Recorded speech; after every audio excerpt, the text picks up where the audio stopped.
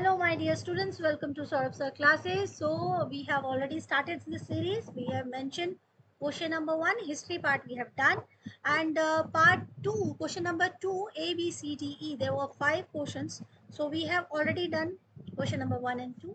So if you don't watch that videos, please go and watch that videos first. And in this video, we are doing, just a second, we are doing question number, yes, question number 2, C, D, and E. Okay. So El Nino effect is very important and solar energy also. So I have discussed these questions earlier. So please go and watch that video first. And if you like the video, so click like button also. Question number C, why is the distribution of industries in India highly uneven? Explain with relevant example. So let's see. In India, we have so many industries. Okay, some are not, some situated in north, some situated in east, some are in south Deccan area, but they are not evenly managed. I don't say that managed, but evenly established. Okay, so here is the questions what we have to answer here: why the unevenness of the industries in India? So we need to find out the causes. What are the reasons behind that? The reasons are resource availability. These are the uneven distributions, right? Industries often locate near natural resources always. So wherever they found natural resources like river, pond, or the lake, or the water pond, something like that. So that's why this is the preferably a good location for an industry. So for example, Jharkhand and Odisha, they are rich in minerals, fostering heavy industries like steel and mining. And then we talk about infrastructure. Well developed infrastructures attract industry. This is truth. Okay. Even Maharashtra with its excellent roads, well connectivity with all the states, railways, ports, and reliable power supply. These are the major industrial hub. Okay, so particularly in cities like Mumbai and Pune, these are really very helpful. Then government policies, state specific policies and incentives can significantly impact industrial locations. Okay, Gujarat business friendly policies have attracted diverse industries. So basically in this area, that kind of things can really motivate the industries or industries developed. Why? Because government policies are really affected on these factories. Okay, these rules and regulations which really help to the businessmen to make our industry so popular and so high. Market access, proximity to large market is crucial. Tamil Nadu, with its strategic location and strong consumer base, has developed a robust automobile and electronics manufacturing sector. Then labor availability, that is another important point for every industry. What we need most, we need infrastructure, we need labor, we need money, we need capital. Okay, so labor availability of skilled labor influences a industrial distribution. Karnataka, especially Bangalore, is a prime example.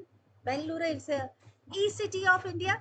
Okay, so emerging, that is an IT and software development hub due to its highly skilled workforce. Then historical factors.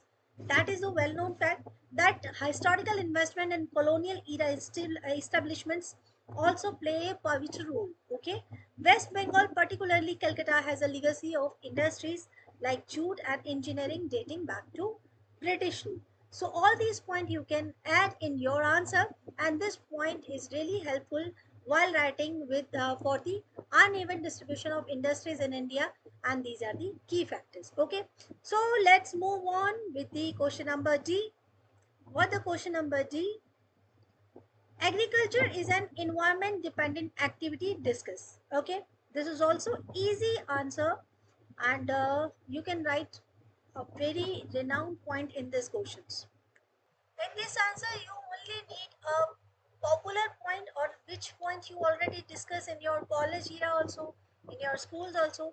Here they just asking about agriculture and dependent, why it dependent on the environment. So obviously it is dependent on the environment because there are some important causes behind: climate, soil, water availability, biodiversity. So let's discuss how we can write these points in a proper way. If we talk about climate, so temperature, rainfall, and sunlight are critical for crop growth. Or for example, they have given example also like rice cultivation thrives in warm, wet climate, which is why it's predominant in state like West Bengal and Kerala. We can't put rice cultivation in another state where there were problem of that rain and something. So we can only uh, do this agriculture in West Bengal and Kerala, where they can find the suitable climate for that particular crop. Then soil. The type and quality of soil affect agriculture productivity. Like we have different type of soil like alluvial soil, black soil, okay, and we have other soil, we have sandy soil also, we have different type of soils, okay. So every soil has a different features. So black soil rich in mineral is ideal for cotton, okay, and it's extensively found in Deccan Plateau.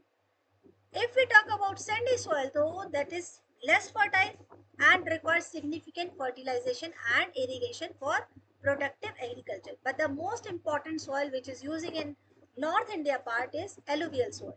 Okay. Then water availability is another major part of agriculture. Okay. So reliable water resource is essential for irrigation, because in every type of irrigation works you need more and more water, especially in region with irregular rainfall. The green revolution in India, which transformed agriculture productivity, heavily relied on irrigation system fed by rivers and canals. Okay, especially where northwestern India.